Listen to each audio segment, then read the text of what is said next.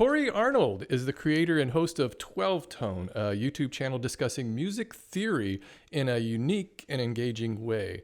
Since 2015, he's been explaining how music works on a level that casual music listeners can enjoy and relate to, while at the same time dipping into more technical concepts that serious musicians can appreciate.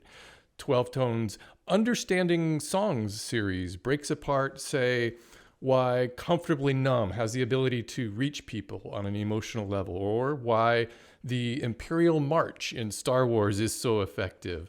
Cory also discusses broader, more philosophical issues surrounding music, such as whether music can really make you smarter, or the cultural implications of declaring one type of music proper or good while dismissing others. His visual style on YouTube is quite distinctive. He charts out all of these topics with a pen on the staves of sheet music, all with the help of little elephants. Hey, Cory, welcome to the show. Yeah, thanks for having me. I've been doing this podcast for a minute, and we've interviewed quite a few creators now. And we always start off with the first video. So we're going to go back to July 17th, 2015. Oh, no. It's good, actually. Hold on. That's when you uploaded your first video. And I've never seen a first video have such a definitive understanding of what the channel is going to be. Had the intro, had the same filming style, had everything. How, in 2015, do you come out of the gate and your first YouTube video is literally still being used as a great explainer for what your channel stands for today? I think mostly I just found a voice that worked for me. Like, I think if you look at my work, it's obviously very heavily influenced by creators like Minute Physics and Vihart, right? Like, and early on, especially, like, I was looking at those and I was like, I really like the way they're doing it. And I found it really useful as a way to sort of think about music, because the way I think about music is very visual. And so I wanted to sort of be able to put things on a page, and I didn't want to just be like writing on a whiteboard or anything. And so I knew that sort of like animated, like hand-drawn thing worked for what I wanted to do. And then I just sort of, once I started doing it, it just became easier to keep doing it than to try and find like a completely new format or anything, you know? Do you remember the compulsion as to what was the reasoning back in 2015 to actually give it a try in the first place? To make videos? Yeah. A lot of things, but I think the one that I often like start with is just like, I had just graduated college, and at the time I had been trying to get a teaching position, and that sort of fell through. And I had all this free time that I just didn't expect to have. And I had gotten a degree in vocal performance, but I over the course of getting that degree, realized I didn't like the idea of being like a performing musician professionally, that life, that world didn't work for me. And so I had to find something else that like made the last 4.5 years of my life not a waste, while still like not making me go and spend the rest of my life doing something I didn't want to do. And so I remembered like really enjoying my theory classes. I'd actually like talked to a friend of mine, a friend who introduced me to the idea of educational YouTube. He had sent me, I think it was the number file video on the philosophy of whether or not numbers are real. And that like completely changed what I thought YouTube could be, right? Like up to that point in my head, YouTube was cat videos. And I think for a lot of people back in like 2010 or whatever, that's what YouTube was. And so he and I had been talking, and I've been like, oh, I like my music theory classes, and like maybe I could do some educational videos about that. And then suddenly I found myself with this free time. And I also I had been talking to like some of my teachers, and they were just like, yeah, you know what, if you don't like use this stuff, you're gonna forget it. Like music theory is like so formalized that if you're not thinking about it, you don't hold on to it. And I wanted to hold on to it because I liked it. So I sort of putting all of this together was like, you know what, this is a way to give myself an excuse to keep thinking about this stuff, and also a way to use some free time that I didn't expect to have without having to like start a band and go that route. Somebody who is not a musician is and casually listens to music. How do you describe what music theory is? So there's like a bunch of different definitions that I use depending on context, but sort of the basic elevator pitch that I like is that music theory is the study of why things sound good, right? Like, it looks at music and is just like, I like this, why? You know? Of course, I mentioned this in the interview, but you've got definitely a unique presentation style. You got to ask about the elephants. You use a lot of it's kind of become your trademark on on your videos. Very much a mascot. Those sort of, honestly, they come from early on. Actually, early on, we were supposed to be like a team. There was like 3 or 4 of my friends that were working together on this. And over time, they all left, and I wound up taking over more and more roles. But like back at the beginning, there were 3 of us, and we were talking. We were like, we probably want some like symbols, right? Some like branding stuff that we can point to that like says like, oh, this is a 12-tone video.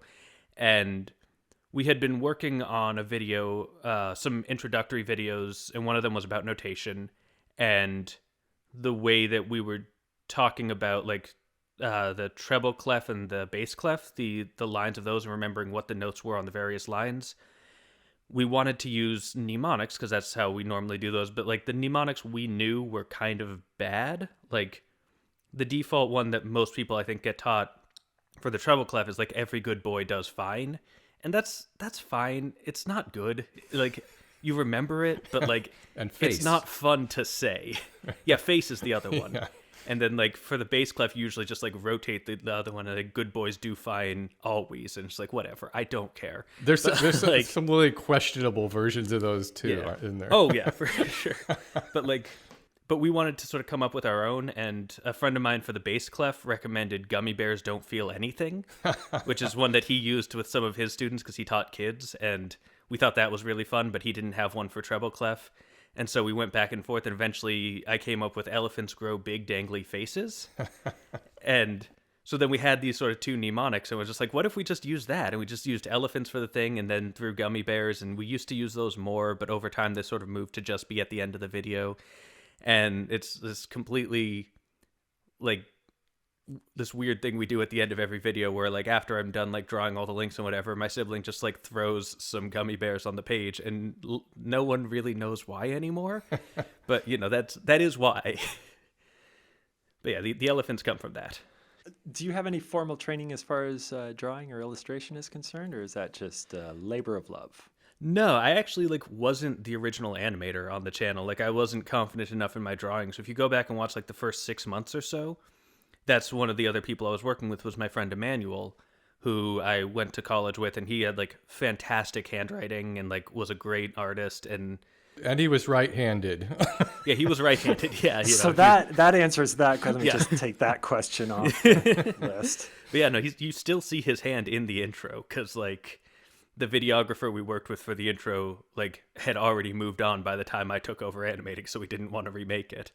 But like he was doing that, and then about 6 months in, he decided to move back home, and so which you know, fair enough, but then that meant that either I was going to stop doing the channel, find someone else who was willing to do this work with me, or just take it over myself.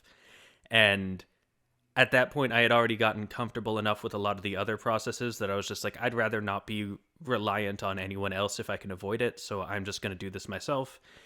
And if you go back and watch like the early ones, like I am not good at drawing. And if you watch the recent ones, I'm still not very good at drawing, but I try hard, so you know. I think what you do is you encapsulate concepts into iconography, which is so basic and stripped down that it reads almost like sentences as you're talking, and these icons come out. It's brilliant. Yeah, I mean, the analogy I think of just as a musician is leitmotifs, which are these sort of musical ideas that get used in like film scores and whatever to sort of identify a specific character. Like if you think of like the Jaws theme, like da da da da, that's a leitmotif. And so in the same way, I think like when I'm talking about chords or harmony, I'll draw the snowman that like is a representation of like a notated triad stack, but it's also just like has taken on this separate meaning just because of how often I use it for that. And a lot of the stuff I tend to think of, again, as just like symbols for ideas, and not. I tend to be fairly flexible on them. Like, I will use things in all sorts of contexts if I feel like it's appropriate, but like, I've had people try and put together like one-to-one like lists of like, this is a translator. When 12 Tone draws this is what they mean. And it's like, it's not quite that simple, but like sometimes it is, you know? Let's rewind even earlier. At what point in your life did you realize that you kind of liked music or looked at music differently than most of the people around you? That was actually fairly late compared to a lot of musicians. I think like when I was like a little kid, I did like play like baritone horn in my elementary school band. I also like played around on piano, but I refused to take lessons, and my parents were just like, "You play this so much, you should take lessons." I was like, "No, I'm just gonna like play these random notes. I refuse to learn which ones sound good, and we're done." But like as like taking it seriously, that wasn't really until like mid high school, where some friends and I decided to start a band, and then it turned out that no one else was really all that serious about it, but I had already gotten into doing the singing part of it. We were going to be a metal band, and so I was doing like metal singing, and I found that really fun. And from there, that's sort of where I wound up, or how I wound up pursuing music, was I was just like, I want to be a metal singer. This is really fun. And like when I got to college, I wound up like way behind a lot of my classmates who had like started around like 8 or 9 or 10 or whatever. And I was just like, I started like 2-3 years ago, but you know, you put in the work and hopefully it works out, you know? Did you do the metal growling? Yes, I did. That was sort of the main thing that I did. It actually took a long time before anyone convinced me that I should learn to do like actual singing too. But there's like a real technique to growling so you just don't completely ruin your throat, right? Yeah, no, it's hard to do safely, and it's one of those things where like I've had people ask me to like teach them, and I always get like really like cagey about it, because especially the technique that I do, because I sort of worked it out on my own without like formal training, and it's different from what a lot of people do. And so I've always worried that like if I try and explain it to someone else, they'll try and replicate it, but they'll do it wrong and wind up hurting themselves, you know? Yeah, I used to, when that concept first started coming, I mean, I know there were bands who were doing some growling for years, but it really kind of became standard in metal. And for a while, I didn't understand why so many of these bands were doing this until I started to kind of look at it differently, that almost became just another instrument in the band in a way. Yeah. No, it is if you look at a lot of like the lyrics from bands like that, they're not really set up to be the sorts of things where you understand every word. Right. Like this is Rob Zombie is one of my favorite examples. Oh, I love Rob like, Zombie. If you look at like Rob Zombie lyrics, like every sentence is its own sort of like image. And you can think of it as like a series of like still frames from a weird horror movie. And you don't need to sort of be able to trace a story through all of it, because you're gonna lose some of them. He's not like until you're really used to like understanding Rob Zombie's specific voice, which I am, but like, you know, most people aren't, and fair enough. But like you get to you wind up picking out a couple snapshots and you're like, oh, that's cool, but it's not really in the same way that, you know, like a Bob Dylan song might expect you to have heard all of the words. And it's a different approach to songwriting, and it's not necessarily better or worse. It's just, you know, different and fits the instrument. Who were some of the other bands that you were listening to in and around this time that kind of really made you start to take inventory about like, wow, I'm listening to what I'm hearing, but then when I kind of dig a little deeper, there's a lot more here. Yeah. So back in high school, you mean? Yeah, when you were first kind of like, really starting to listen to music with these ears. So I think like a lot of what I was listening to was like you know, metal, especially new metal. But like I was listening to like Marilyn Manson, Comba Christ, Bury Your Dead. What else was I listening to? Cannibal Corpse. A little bit. Cannibal Corpse was a little extreme for me, honestly. But like I heard them, but like they were a little bit too far for me at that time, and you know it's. Those guys still crank out music. They've been around forever. Yeah. No. But yeah, I think I was more sort of personally more on sort of the rock metal boundary than on like the deep metal stuff. So like bands like Korn, a little bit of Slipknot, although I got into Slipknot later. But like those sorts of things were a lot of what I was listening to at the time. Have you ever thought about what your life would be like if you ended up becoming a professional singer instead? Because that was the path at one point, Yeah. correct? Yeah, no, that was the plan. I think what would have happened is that I would have quit, if I'm being honest. Like, I think one of the things that happens with like being a singer is unless you're like really, really good, which I was good. I wasn't like, top tier, like amazing, but like if you're not that, like everyone expects you to sort of be the one organizing because you're like the face of the band, and so like you have to be sort of like putting everything together, and that just like is not a skill set I have. And so like what I kept doing was I would like reach out to some friends, be like, we should start a band. We do like one jam session, and then like we'd like I would never get around to putting together a second one, and everything would sort of fall apart, and I'd get like super self-conscious about like sharing my work, and it just I think that just the way that I interact with the world socially is not very well set up for being a professional gigging musician. And then that's not even like getting into like interacting with like club bookers and like design, it's like booking recording sessions and everything like that. It's just there's just a lot of stuff that you have to do behind the scenes that just like isn't nearly as fun as being a professional singer sounds like it would be. So I think like a lot of my friends from college who like went to be professional musicians wound up doing something else because it's a really tough industry to sort of get anywhere in. And so like I have friends who went on to like just go be like chefs instead or whatever. And like some of them are still doing music. Like there's definitely people, like friends of mine who are still like out there doing music, being professional musicians, but it's just it just does not appeal to me as a life, How's it been being a professional YouTuber? And do you consider yourself a professional YouTuber? When someone comes up and is like, Yeah. "Hey, what do you do?" What do you tell them? So what I usually tell them is that I work in online educational media, and then we get a couple more questions deep, and then I say YouTube. But I do consider myself a professional YouTuber. This is my full-time job. I do pay my bills and everything with money that I make from YouTube videos. So, well, I mean, technically most of that is from telling people to buy sponsored stuff. So, like, technically I'm a professional sponsor-y. But, but I do that on YouTube, and I consider myself a professional YouTuber. And in terms of how I found it, it's, it's mixed. Any profession, especially like a media profession, like I tend to think like what we do is sort of like a micro celebrity thing where, I'm not a celebrity. I don't think I'm a celebrity, but like I have an audience. I have people who are like listening to me, and that's how I get paid. And so anything like that, it looks a lot more glamorous from the outside, as I'm sure you both know, where it's just like, oh, I get to make fun videos all the time. Like I get to spend all my time thinking about music. And it's like, no, I get to spend all my time staring at analytics.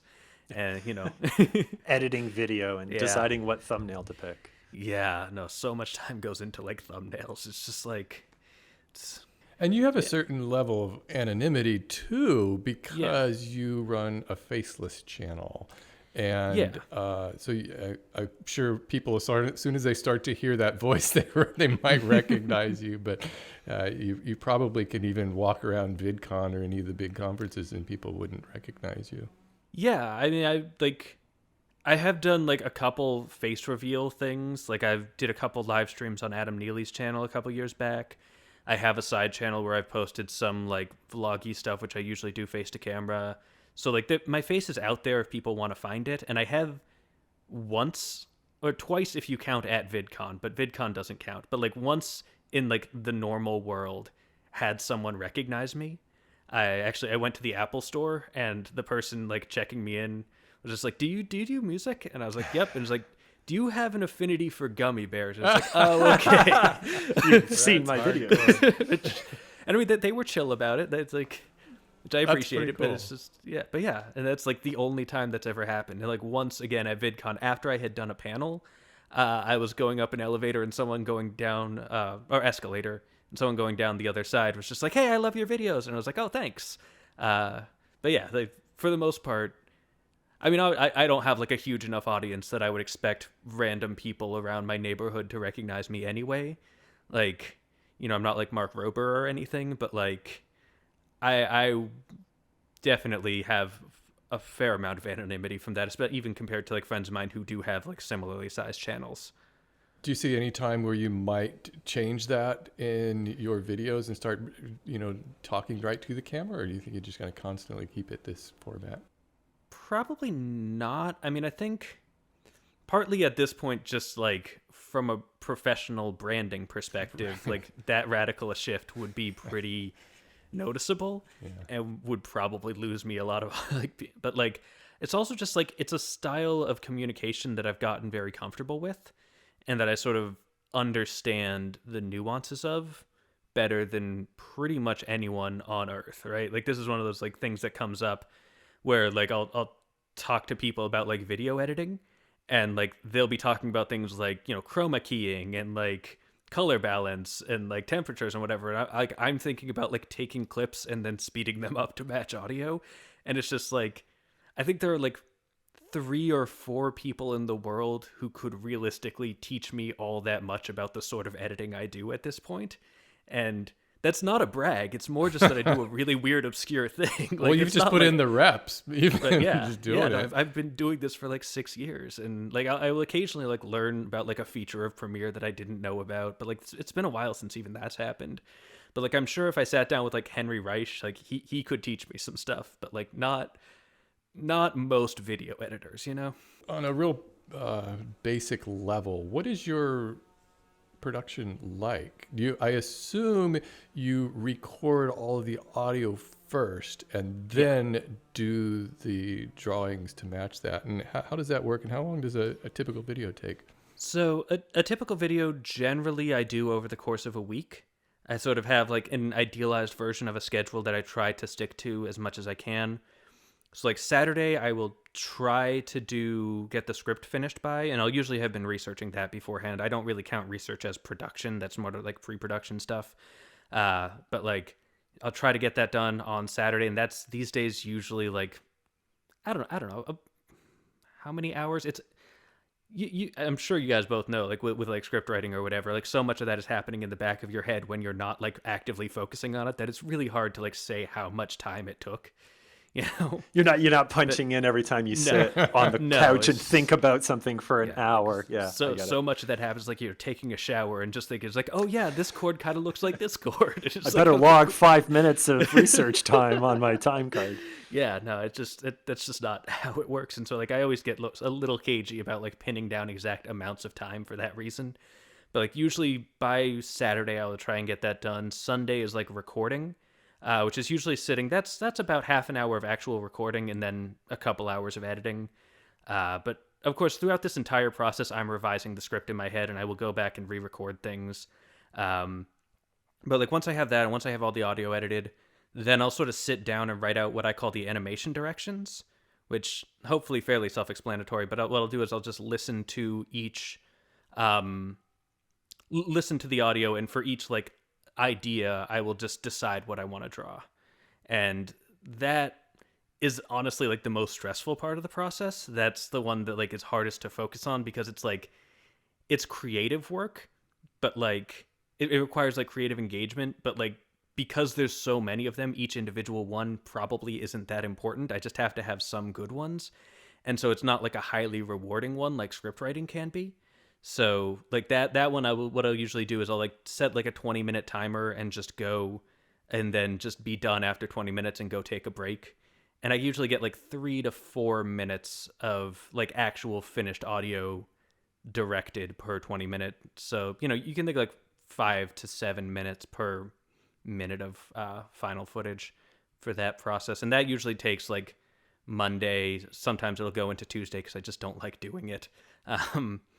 But like then either Tuesday night or Wednesday morning, I will film. And there I'm just like sitting down and just like reading the directions one by one and drawing them. And that's like usually about a 3-hour process these days. For the longest time, I was just doing that in like a crappy IKEA chair, which was not great for my back. I'd finally, like a couple weeks ago, as of this recording, upgraded to like a really nice like desk chair, and it's so much better. I don't know why I didn't do this years ago, but like that process, you know, it's fairly, I don't want to say mechanical, but like I am just like going down a list and doing like this thing, this thing, this thing, this thing, and there's not a lot of thought that has to go into it, and so it's sort of it can be fun, it can be relaxing, just because, you know, I'm just sitting there drawing elephants. And then from there, what I'll do is I'll like take that, import that into Premiere, speed it up to I default to 400%, and then render. And then what I'll go through is like picture by picture, like aligning them with the audio. Like I've had people ask if what I do is just like play the audio really slow and animate to that. And that was an idea that I had early on that I thought might be the way to do it. But like we tried it and it really doesn't work because there's just so much variability in terms of how long it takes to draw something. And so it's just so much easier to just film it at whatever rate is natural and then just fix it and align everything in post. And so it's like sometimes, you know, I'll do things where I'll hit like Premiere's limit of like 10,000% speed, and it's just like, it's fine. But, you know, it's just an easier way to do it. And that I think is the main thing that people assume that I do that I don't do. Because it just doesn't work nearly as well as you'd think it would. How many cuts do you put in between your audio? As in, do you put cuts in between words, or do you basically just try to get the sentence out and then cut the space in between your sentences or in between like bunches of words? So I try to do a sentence or two. I try not to cut mid-sentence if I can, although I have like worked out some tricks for hiding that when I do it. But like mostly I'll try and sort of go cut within like the length of a breath, right? So however long I can say stuff without stopping to take a breath, I will try and do that as one section, you know? Yep. Do you think the speed is part of the style of your video? Do you think it was a part of the style of your video because you were influenced by people who kind of do a similar thing where it's that very fast cadence of speaking, and it really feels like it's like I don't need to adjust the playback speed watching any of these videos, because it seems like it's already taken into consideration. So I guess my larger question is, do you sit in front of the microphone and figure out how to speak in that cadence so you can record it, or do you record at a regular cadence and you make all of that, you know, fit in editing? Well, so part of it is definitely the influence. Like, I've like watched a lot of Minute Physics. I watched a lot of like Hank Green stuff, and he talks very fast. And so that's definitely a factor, but it's also just like, as you may have noticed, I talk really fast. Like this is a natural cadence for me. And so when I'm recording, it's most natural to sort of speak at it at the speed that I speak. And I feel like if I get too much slower, my voice starts to sound condescending. And I never want my audience to feel like I'm condescending to them, right? Like I don't want to like have people listen and be like, well, here's what's going on. It's just like, that's not, I don't feel comfortable with that. And so like what I will mostly do is, again, just record myself speaking the way I fairly naturally speak. There is like some inflection stuff that I do as like a performer narrator voice. My actual speaking voice kind of sits a bit lower, but you know, it's a way of presenting. But again, I think the basic answer is that it's not really something I did intentionally. It's just sort of the way I talk, and that sort of came through in the work, and I think became part of the style. One of the things I admire about your channel is you have a series of what I got wrong about blank video. And I don't think there's a lot of YouTubers that are willing to do that. But I like the fact that you go back and kind of either correct things you didn't quite get right, or maybe you just have a new understanding of something. And is this just part of your evolution as a music theorist, or do you pick up a lot of these from people in the comments? How do those come to be? Yeah, so those partly come back from me sort of going back and watching the videos again and thinking like, what didn't I talk about? I go back and listen to the song, and I will also scroll through the comments and see like, you know, what are people complaining about? And sometimes I will agree with them and I'll address that, and sometimes I'll disagree with them and I may or may not address it. Wait. People complain about things on YouTube? On the internet? Occasionally, you have to go digging. But yeah. Although it was interesting going back and doing for a lot of these, like I have these like memories of making these videos and people being like really loud and angry about this particular thing. And then I go back and read the comments and I have to scroll down like 2 pages to find it because like I just really amplified this one critique that like 2 people actually made. But in my head, this was everyone. It's funny how it works. But your video on Pink Floyd's Comfortably Numb is one of the most popular videos that you have on your channel. Yeah. And the song is over 40 years old. So what is it about that song, and what is it more so about the fact that you seem to concentrate on songs which have a little bit more familiarity with them, even perhaps to the detriment of view totals when you could be going and doing Billie Eilish songs or popular songs? Is there a reason why you focus on classics like that? So mostly I think that good analysis comes from a place of deep respect, and so that means that I have to be analyzing music that I like and music that I'm intimately familiar with. And so those are just like classic rock, and especially like 90s and early 2000s rock. Those are the genres that I know the best. And so those are the ones that I gravitate towards and that I think I would do the best job analyzing, right? Like if you put, I don't know, like some like John Coltrane piece in front of me, like I don't know that music as well, and so I can't really do as good a job talking about why that music is worth knowing. And that's not to say anything bad about it. It's like John Coltrane was fantastic at what he did. It's just like what he did is not as much a thing that I know as well. And so I try to focus on stuff I know. It's also the way that I pick songs these days is by Patreon poll.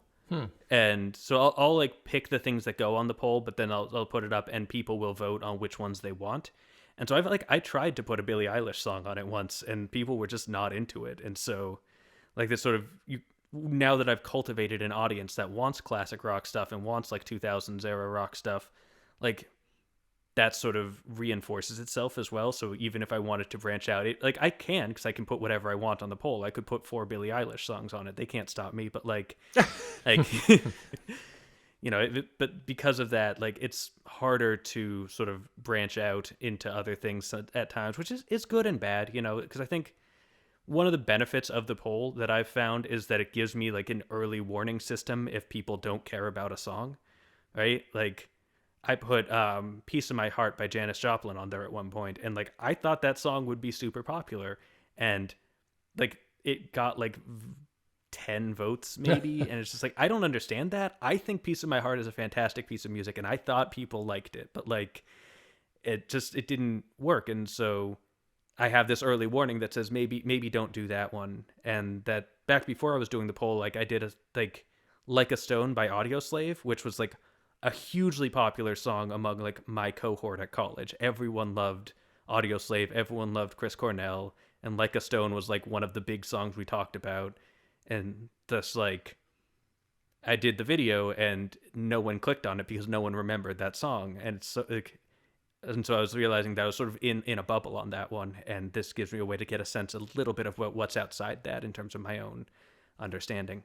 You also made a video called Beethoven Sucks at Music. Yep. And you intentionally ruffled some feathers, and well done. But it's clearly your most disliked video. Probably. Did you know that going in? I mean, I think you probably kind of knew that you're naming I had a it sense, for... Yeah, I did. I got some people mad at me for that one. I'm not actually sure it's my most disliked video. I think that might be the Ben Shapiro one. But I think that the Beethoven one, to be clear for anyone listening who hasn't seen it, my argument wasn't actually that Beethoven is bad.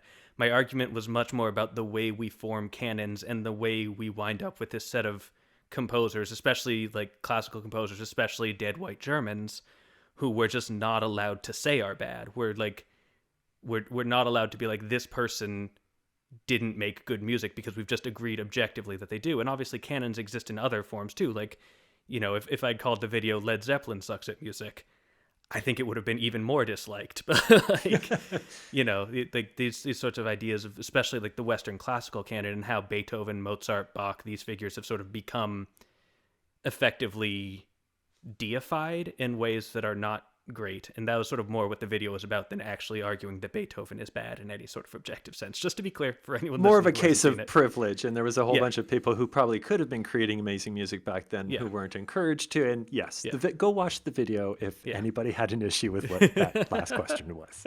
You actually have several videos along those same lines, and those are some of my favorite videos of yours that kind of explore some of these issues abound. And it really, to me, it comes down to this whole, it's kind of musical elitism, that there is a proper good kind of music, and we kind of are taught this from childhood, that if you, and you just recently had a video on like, does music make you smarter? And it also kind of dovetails into that, where, and I remember when my son was small, you could buy these baby Mozart, videos, and everybody thought their kids were going to be geniuses from listening to it, and it's all been thoroughly debunked. It means nothing. Yeah, I mean, on that one, like the idea that like listening to classical music will make kids smarter forever, that was never even a claim to begin with. No study ever claimed that. So it wasn't even like a debunking in that sense. It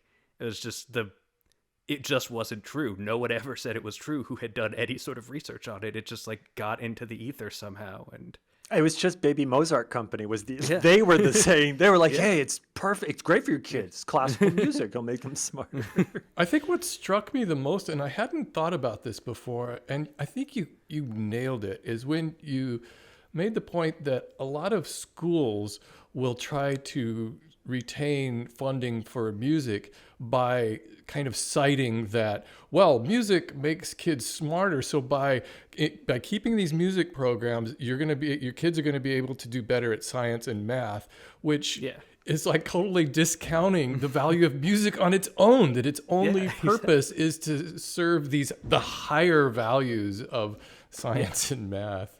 Yeah, it's complicated because, I mean, it is arguably a decent strategy in the current sort of discourse to be like, because there is such an enamorment with like science. We're obsessed and with technology and STEM stuff like right that, now. and just like, STEM will save the world, and like, I don't want to discount that. Like, like there's a lot of, I don't want to sit here and be like science is bad or science is useless. Like, there's a lot of really important things that like we've done with science over the last century or further. Like, and I love science too. I watch a lot of like science YouTube channels, and I like love learning about science. And I don't want to like come across as like trying to start a fight between music and science, but also people very clearly have already started that fight and have already decided that science wins, and that bugs me. Yeah, but no one sits in their car and listens to a science talk. So Put on some science. One of the questions, and I didn't write it down because I didn't know exactly how to word it, and now I'm going to like marble mouth it. Yeah. But what is it about music? I think about all arts. I think about painters, or I think about an actor, and a movie can resonate with you. My favorite movie is this, and I really like it, but I don't take Pulp Fiction to a campfire. I don't pick up a piano and play a thing from whatever. And I love art, but I also don't digest it. So what is it about music? Is it just because it's just so accessible and fun? Yeah. So I think that, and this is a thing, I'm trying to remember which video I made that touched on this. I've made over 300 videos. I can't keep them all straight. But sort of, I think that music exists in a pretty unique space at the overlap between popularity and accessibility, right? Because you talk about a film, and like you think about like any film that you love, like odds are like 100 people at least worked on that film, and so you couldn't go out and make a Pulp Fiction, right? You couldn't get some friends together and make Pulp Fiction in a weekend, but you could get some friends together and play Stairway to Heaven in a weekend. Like, and so, or you could pick up a guitar and put some things together and write some inspiring lyrics. It makes it very attainable. Yeah, and so you have it's really accessible. It's really easy for you to think of yourself as someone who could make music, even if you're not. And so it feels very personal. And there's other things like poetry is another one that's easily accessible, but it's not that popular. And so it doesn't sort of have that aspect. And I think music is everywhere. It surrounds us so much in our lives in a way that poetry doesn't, but it's also doable and personal in a way that movies really can't be. And obviously there are more art forms than just those three, but like, you know, everything sort of has these different characteristics. And I think music right now, at least in the way that modern society works, is the one that sort of has both of those things the most. And so it has, again, a more personal connection than a lot of things can, because you are surrounded by it and you can feel it as an individual expression, if that makes any sense. I'm not sure if it did, but I think that the experience of listening to music on a regular basis is actually pretty new among humans. I mean, really within the past 150 years or so, even once recordings came about. But I mean, people could live their entire lives and only have heard maybe one or two performances other than just maybe singing at home or something. And now music is just part of the fabric of our lives, which actually kind of makes me wonder, is it harder to just even find music with this sea of or to even pay attention to it? I think we have more access to different kinds of music than ever before. And that does come with some sort of like, you know, analysis paralysis, where you're just like, there are so many things I could be listening to. Which ones am I going to? Whereas if you go back, even like, you don't even have to go back to before recorded music. If you go back to like the 60s, like part of the reason the Beatles got so big was that like there were fairly narrow distribution channels, so they could just dominate all of them. And so that then you get these like superstars that we really don't have anymore. Like we have bands that like, or artists that sort of dominate like pop radio or whatever. We have like Taylor Swift or whatever, but like I don't think even at her like most popular, Taylor Swift's fan base rivaled Beatlemania. Like it wasn't the same. And because again, anytime she was like doing things, like you could also just as easily find music by Slipknot or other completely unrelated artists.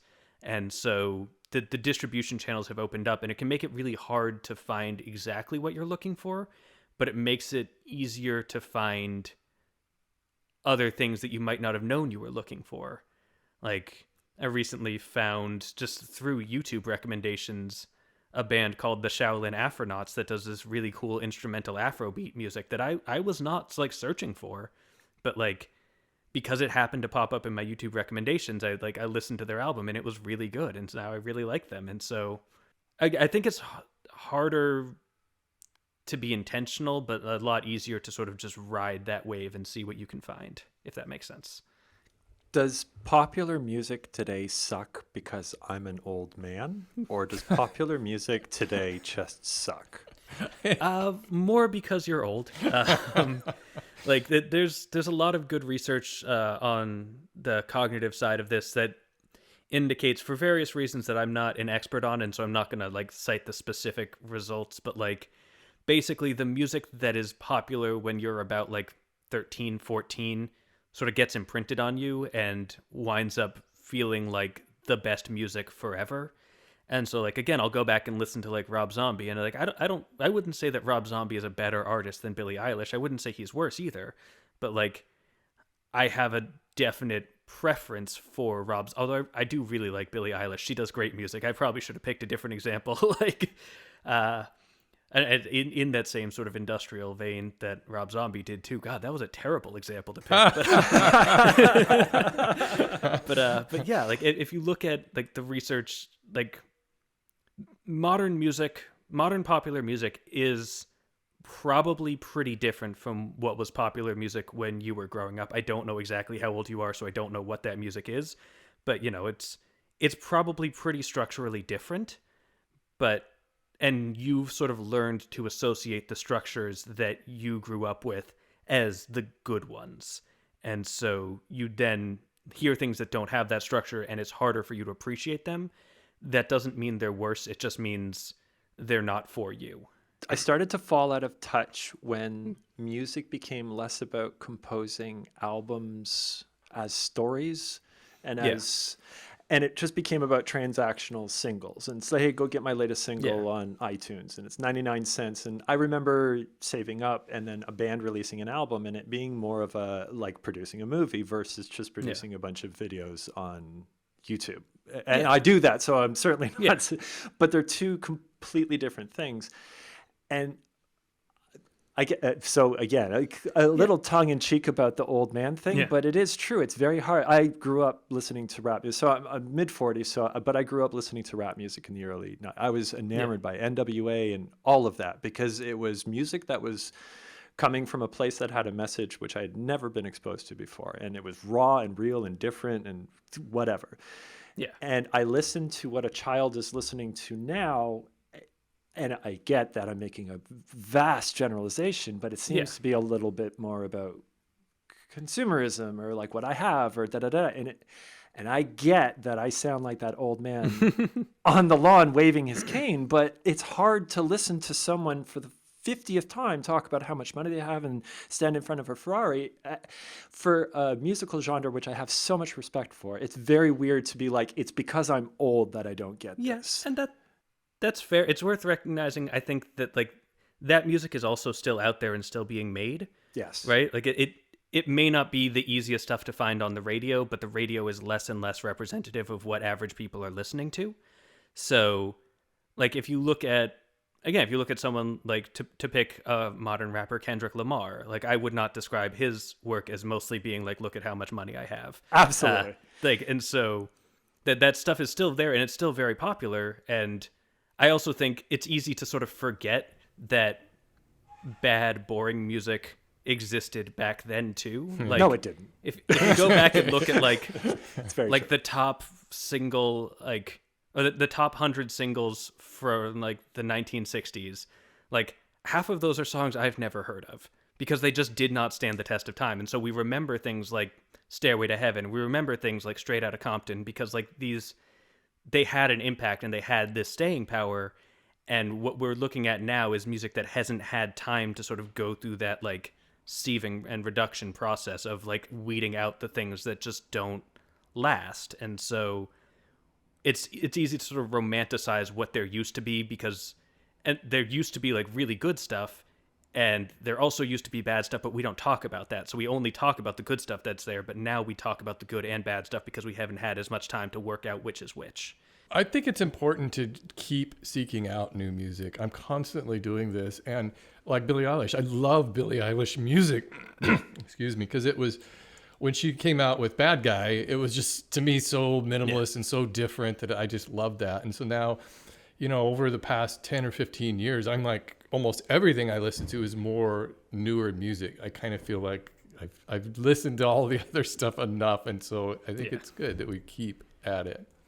Yeah, and I mean, if you want to talk about like albums that tell a story, When We All Fall Asleep, Where Do We Go is a fantastic example. Like exactly. I've like there's so many like I've listened to like a couple songs on that album just like on their own. Like Bury a Friend is one of my favorites. That song is so good. But like just listening to that whole album as an album is like such an experience that you don't get from the isolated tracks. As a music theorist, what advice would you give to a casual music listener to listen to music more critically and intently? So the biggest thing that I talk about when I talk about sort of listening to music like a professional is a skill that I call orchestral listening, which is the ability to sort of focus in on individual parts within a larger piece of music and to sort of like lock in and hear, okay, what is the bass doing? What are the drums doing? What is the guitar? Is there like a background like flute line that I missed? Like those sorts of things, finding those parts. Because I think it's very easy as a casual listener to sort of have these powerful emotional experiences and then assume that the only thing that caused them was that there were really good lyrics. Because the lyrics are so front and center, it's really easy to identify like this is like a really great way of putting this. This speaks to me, and so clearly my experience with it is based on that. But like one example that I like to use is Leonard Cohen's Hallelujah. Like I think most people would agree, or at least I would assert, and people are free to disagree with me if they want, but the most powerful lyric in the first verse is a baffled king composing hallelujah. Like, that's, to me, like, the strongest, and the part that makes me go, like, whoa. But, like, and sends shivers down my spine. But, like, if you go look underneath the hood, like, you'll see that what's also happening there is this introduction of an E major chord on the word composing that's, like, borrowed from a different key and has this, like different effect. It's also the peak of the melodic ascent that he's been doing over the last, I think, 4 bars. But anyway, there's this big walk up that he does in the second half of the verse, and composing is the high note in that. And there's so many other sort of musical elements that come together to make this line land that you don't necessarily pick up on if you're just sort of reading the lyrics and being like, oh, that's a good line. So, like, trying to hear parts besides the obvious ones is, I think, the biggest skill that I would recommend for anyone trying to get sort of quote unquote better at listening to music. Do you have problems turning off your music critic when you just want to listen to music? Do you sometimes are plowing through Spotify songs, just like, I hate that bass line. I don't like that. Yeah. So I rarely negative, like, cause I mostly listen to stuff that I have some reason to believe I'll like at least, but I have found it's very difficult to sort of shut off the analytical brain, both as a music theorist and as a vocalist. Like, just from years at college of having to sit down with a song I had never heard before and learn to sing it in a couple days. Like, I have really finely tuned instincts to just pick out what the vocals are doing and how would I replicate this if I had to sing it. What am I approaching? How am I approaching this? And in the same way, as a theorist, I'm okay, picking out what are the things about this. And so what I found is that it makes it hard to listen to music passively. I can do active listening, and that's really rewarding, but it's not the same as being relaxing. And so what I've found to sort of shut off that part of my brain is I'll play an idle game, which is just a really basic game, usually with not that many mechanics, but enough going on to sort of visually look at and think at to sort of distract that part of my brain. And that's how I've gotten myself to be able to listen to just music for fun as a relaxing thing as opposed to a work, like giving a kid a toy and just to keep them occupied type of thing. That's awesome. Yeah, it's just just focus on this, and the part of my brain that wants to enjoy music can go do that. If you were to make a video for complete music people, what topic do you think you would like to explore? In terms of something that would probably die on YouTube because casual viewers wouldn't understand it. Oh, okay. I mean, a lot of the stuff that I've been really trying to talk about, but been struggling to, or been trying to talk more deeply about, are these sort of philosophical videos we've talked about, the stuff about building cannons and those. I haven't felt yet like I'm running up against too much of a wall in terms of communicating with people, although I the recent one I did about art music, that was a little hard to figure out how to sell to people because most people don't know the term, and so it's then hard to sort of basically, just for anyone listening who hasn't seen the video, again, I should summarize. Art music is the professional, technical, academic term for what you probably think of as classical music. There are reasons why calling it classical music is complicated. But anyway, the video is basically about the idea that sort of taking this one subset of music and being this one's the art. All the other things are not art. It's just that's maybe bad. I don't know, seems bad, right? Do you find it hard to walk the line between creating a video that appeals to musicians and appeals to the general audience at the same time? Yeah, absolutely. I think especially the song analyses, one thing that I struggled with for a long time was sort of how to quickly get people up to speed on ideas that I couldn't take a whole digression on.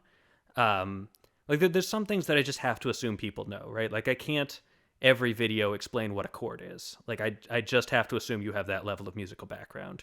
And so, but then you get to things like functional harmony, where for a long time, I sort of had this stock line that I would always use when I functional harmony is the idea that different chords in a key have different functions or jobs to do. I still have it memorized, but I would just use that, and that was a good way to quickly introduce the topic. But it also, you see people who've watched like 10 of my videos are just like, please stop saying this.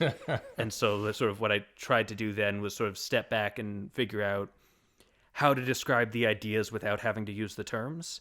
And that's sort of been a thing that I've been focusing on a lot recently, is sort of how to talk about concepts more than I talk about terminology, because the terminology is usually there to describe a concept, but that only works if you know the term already. Otherwise, I have to define it anyway, and at that point, what are we even doing, you know? Have you ever ditched a video in editing because you're just like, this isn't going anywhere? No. I've for years stuck to a strict weekly schedule. I've sort of backed off on that over the last year or so. But like I have a pretty strict publishing schedule that I stick to. And so like by the time I'm at like the editing process, like the video is going to get published. Like I don't have time to make a new one. And so like sometimes I will scrap a thing in the script writing process if I'm writing and it's just like, I don't feel like I have enough to say here. I don't feel like this is turning out interesting. I'll just call an audible and like do a quick thing that I don't really have to research instead. And so like I'll do that sometimes, but usually like once I've started actually producing the video, it's probably too late to pull out and try something different. So you probably get asked this a lot, but what do you do with all those sheets of paper that you fill up on every episode? Literally every sheet of paper that has ever been drawn on in a 12-tone episode is still in my house. Most of them are in my music room, just in like a big pile, dating back like 6 years. Some of them I haven't moved there yet. They're still down on the table that I film on, but like the last couple. But like I keep getting people asking me to sell them, and like I probably could, but like I feel like so weird about not having them anymore. Yeah. You know? And so I just like, I don't do anything with them, but I have them. When I was in high school and I was taking private lessons, I was in the jazz band in high school, and my private instructor at the time, he was playing, and I think he called it just creative music or something at the time, where they would take the sheet, would just abandon sheet music, and he would show me some of these charts that were just like random spirals with dots, and so the whole band would try to just interpret that in real time, you know, playing that. And I see those sheets of music of yours, and I wonder if like, wow, I wonder if you could play any of those sheets. Yeah, I've actually got people asking me about that, because it's sort of, it sounds similar, not quite the same, but similar to a movement called the graphic scores, which were sort of that, although usually the way that those were supposed to work, I did air quotes on those for anyone listening, just to be clear. But like the way those were typically done was you would do those, but then the performer would come up with a set of rules in advance, so that every performance they would be reading it and performing it the same way, but you would still have to decide what the notation meant. And I've had people asking me if I could publish some of my like papers as just like as graphic scores, and just like, here's this, go through it, see what you can do. Which is especially interesting to me because the way you would read it, which is like top left to bottom right, is not the way that I draw them. It's not the order they're in. So you sort of wind up with this like thing that's not even really representing what I did, but like an interpretation of it. And it's oh, you got to do this. I think it'd be really cool. You got to get all this get has to your be done. YouTube music guys together and record that. I want to hear it. I might talk to Adam Neely about that. Oh, he would doing some like composition challenges. Yeah, and he would just he would play the lick. Yeah. Yeah, exactly. But just like, see if he wants to just like take those and like bring in some actual musicians and be like, here, do these as graphic scores. See what happens. Fantastic. I would love it. Rick Beato released a video not too long ago talking about the frustrations of the content copyright system on YouTube. What, as a musical creator, what is the experience like with the copyright system? I've been, I was going to say fairly lucky, but honestly fairly careful about that. Like, I will, for years, I didn't even play actual clips. I played MIDI recreations. But I stopped doing that actually on the video I did for Chop Suey by System of a Down. Because one of the things I wanted to talk about was this like really fast, like, I think like 30-second note trill that they're doing, or it might be 16ths at a fast tempo, but like you know the song. I love the song. It's a great song. Yeah. But just like those sorts of like super fast trills in like at least the MIDI stuff that I had, just sounded like absolute garbage. It just like, they sucked. I hated it. And so I was just like, I need to use like actual, in order to demonstrate this thing so I can talk about it, I need to use the real track. And I tried that and it worked. And again, I'm pretty careful about like the length of clip that I use. So I will try to stick to like 6 seconds or so if I can. The general experience is that like 8 seconds is where they will definitely catch you. 6 seconds below that is where they definitely won't. And in the range between, it's kind of a flip a coin, you know? But like technically they're not allowed to claim anything under 10 seconds, but they don't care. 10 seconds is a lot of leeway though, don't you think? Yeah. I mean, do you think it's fair that if it was like less than 5 seconds, that gives enough context to be able to like at least break down a few bars, but like not get too much? I see a lot of creators like walking that fine line between it's fair use because I'm critiquing. It's like, yeah, but you're using a big 18-second chunk of a song. Like at that point, I think. Yeah, I mean, it definitely depends. Like there are rulings like that, you know, amount of use cannot in itself make something not fair use. But obviously, you know, if I'm just playing the entire song first and then talking about it, that's probably not okay. But like what I'll try and do is sort of use the smallest amount that I can use to make the point I want to make. And sometimes that gets up to like 10, 12 seconds, like if I have to, if it's like a long melodic phrase. But like I will try as much as I can to keep it as short as I can without without losing the information that I'm trying to convey. Sometimes it sounds like you were able to isolate individual tracks too on the songs. Yeah.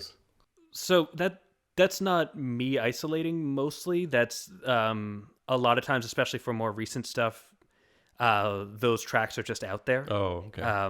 They're called stems. They're isolated instrument tracks, and for popular songs from around 1990 onwards, they're not that hard to find usually. For some of the older stuff, they may not exist.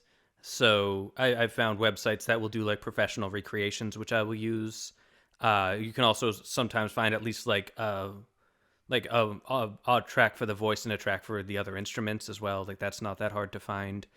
So depending on the song, but like I'm actually working on one for like the first time ever. I have been completely unable to find isolated tracks for this song. So I'm just going to have to play like actual audio from the song because the video will be out by the time this podcast is released. Probably it's Jimi Hendrix's All Along the Watchtower. Oh, nice. And I can't do MIDI recreations of that guitar and then like pretend that like everything's fine. Yeah, it's just so much of that is not just which notes he's playing, but this phrasing and the way he bends and slides, and like I can't with a straight face talk about Jimi Hendrix's guitar technique while doing MIDI recreations of his guitar technique. It just won't work, and so I like probably will have to just use the actual tracks. But like for the most part, like if you look at like stuff that I've done that's older, that's mostly like professional recreations. If you look at the new ones, that's usually like actual stems, but it varies. Is it just me, or are your thumbnails slowly getting darker and zooming in closer and closer to the page? They're definitely zooming in closer. That's partly to try and make the text more readable, but they have gotten darker a couple times, but like Your dark over the course period.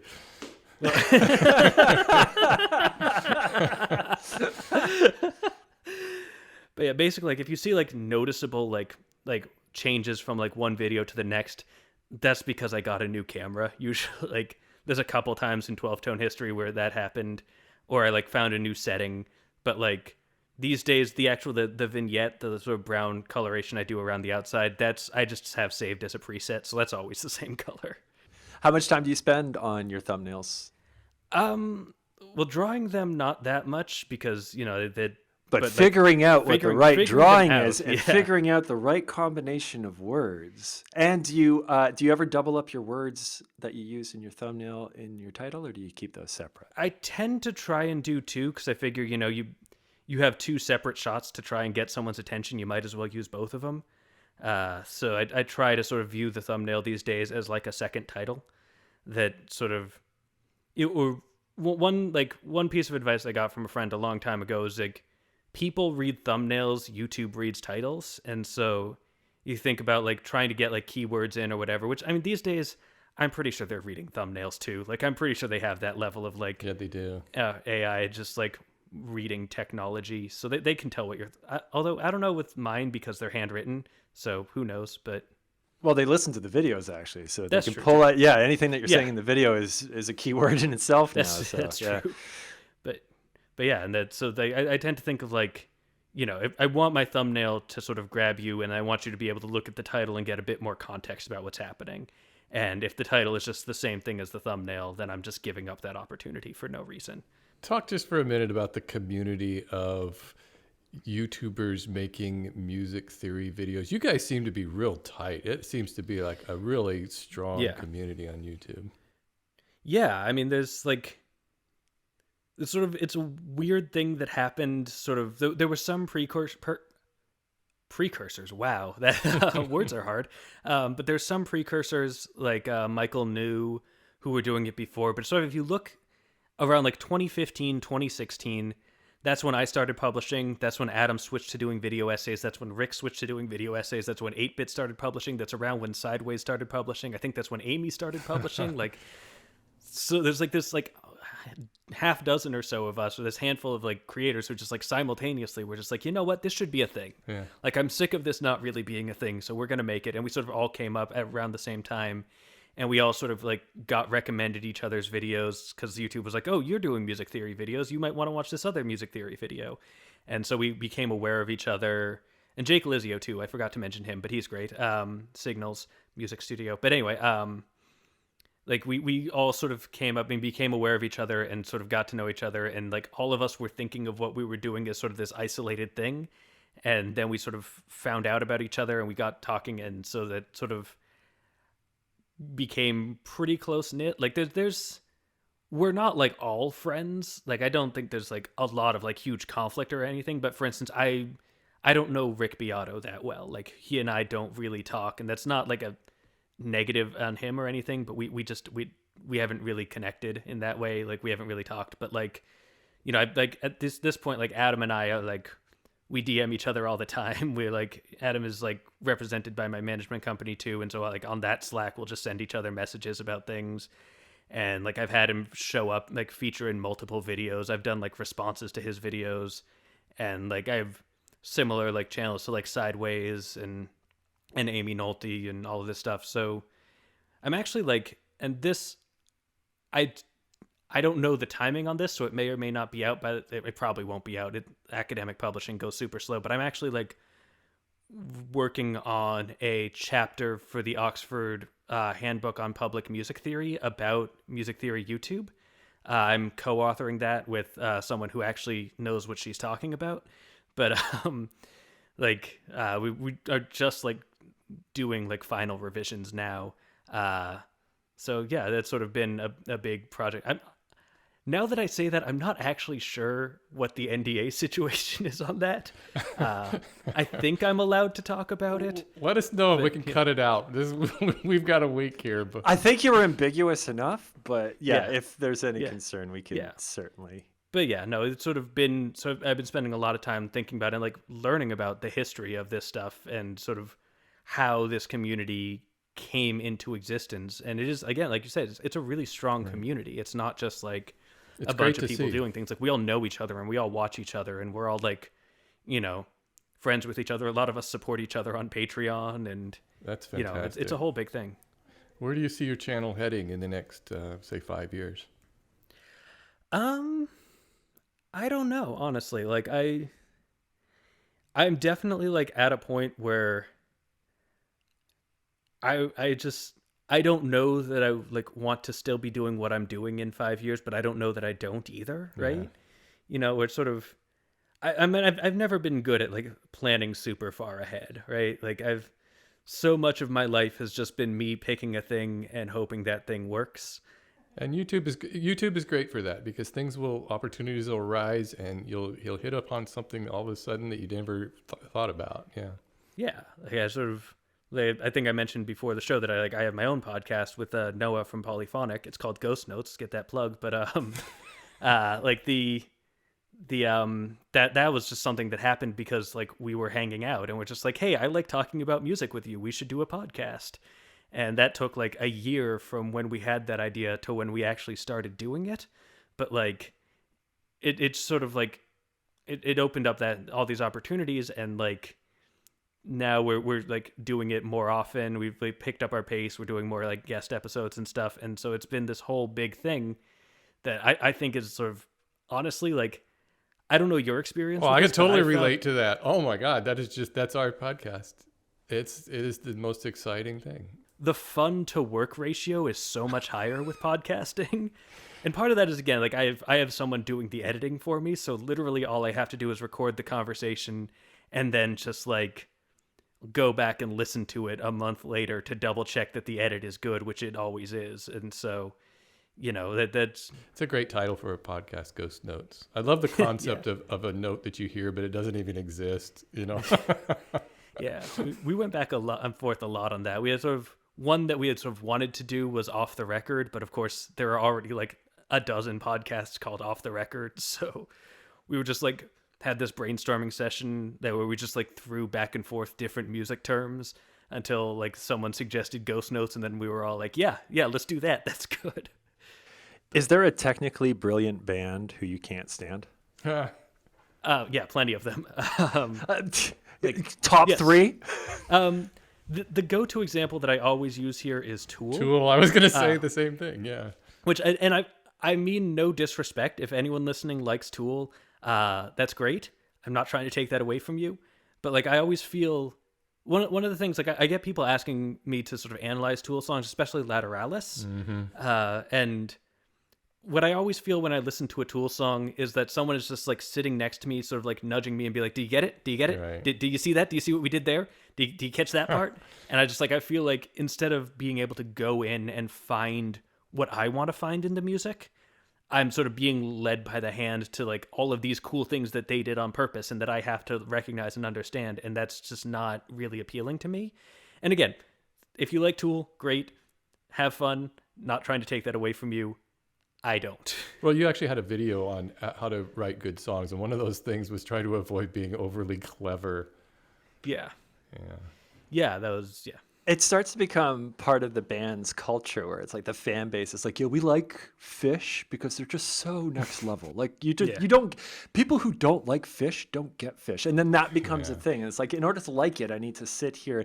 So follow-up question, is there a crap band who you just love? Like not technical, but you love listening to their music. Oh yeah, though that's like a lot of bands that I like are not like super technical. Like the best examples are probably punk. Yeah. Like I think punk does get, I think, undercredited for its technique. I think there is a lot of technique that doesn't really go recognized. But like if you listen to like London Calling or whatever, like that is not on the technical level of say Lateralis, but I like it a lot more. And those sorts of like I think that there's this tendency to sort of view technical prowess and theoretical prowess as equivalent to quality, and I think that is usually bad. I think it's usually not an effective way to sort of measure. And again, people can like what they like. I'm not trying to take that away from you, but like for the most part, it's a weird question to even engage with because that's like it's not really how I think about music in the first place. So yeah, it's sort of the question about in movies when people ask for a guilty pleasure, you should feel guilty about anything because it's a good, if you like it, you like it. I enjoy listening to Nickelback. I should not feel guilty about listening to Nickelback. No. We're very proud that they're Canadian too. Yeah.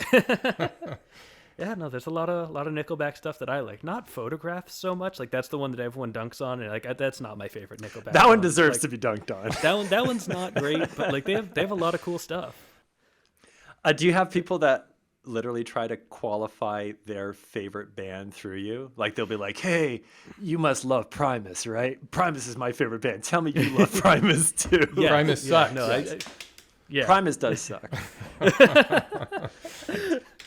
I'm not gonna co-sign this Primus hate, but but no, I definitely do get that where like people will like Death Grips is one that I get a lot of people being like, "Hey, you should make a video about Death Grips. I'm sure you love Death Grips." And like I have no problem with Death Grips. Like I've listened to some Death Grips stuff. It's not super my thing, but like I can appreciate it.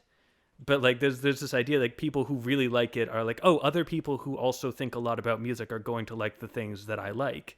And it's just like, well, I think about like I think for the most part, like again, coming back to this idea of like music theory and analysis coming from a place of respect and appreciation, like I spend a lot of time thinking about the sorts of music that I already liked, and that can lead me to new kinds of music, but it also cannot. It also can like lead me to a deeper appreciation of stuff that like you may think of as simple. Like I did a video recently about Toxic by Britney Spears, and like, you know, you think of that as like, you know, fairly basic pop song. Like I just like when I was growing up, that was Britney's was like the pop queen. Like and so but like once you start to dig in, like there's a lot of interesting stuff going on there, and it's also just like it's a good song separate from all that interesting stuff. To listen to more fascinating musical insights, or if you just want to check out some of the cute little elephants that Cory draws, be sure to visit his YouTube channel 12 Tone or his podcast, Ghost Notes. To listen to more fascinating interviews like this one, why not head over to our website, chadandsteve.com, where you will find a plethora of creator interviews for your listening enjoyment. Want to support the show? You can do so by visiting Apple Podcasts and leaving us a rating or a review. It's free for you, and it really helps the show. Thanks for listening, everyone.